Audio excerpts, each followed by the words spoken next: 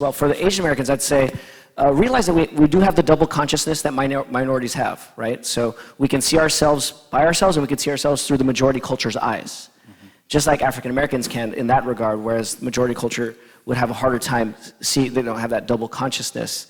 And so as an Asian American, we have that advantage, so we should actually use it to speak on behalf of our African American brothers and sisters and neighbors to the majority culture and realize that we need to take risks in that regard. And you will lose friends.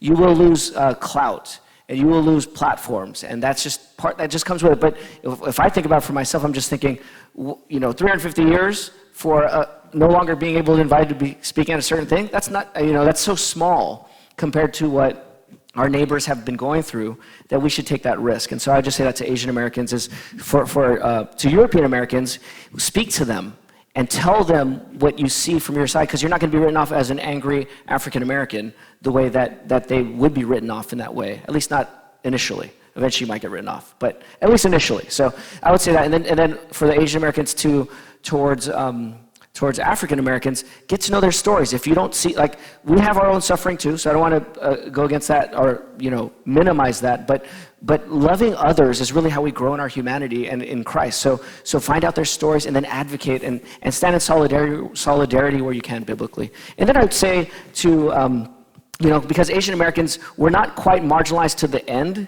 the edge of society, but we're not quite in the center of power either. We kind of have that middle space, generally speaking. And we do need to process our own challenges while also loving our neighbors, facing their different ethnicity, people group challenges.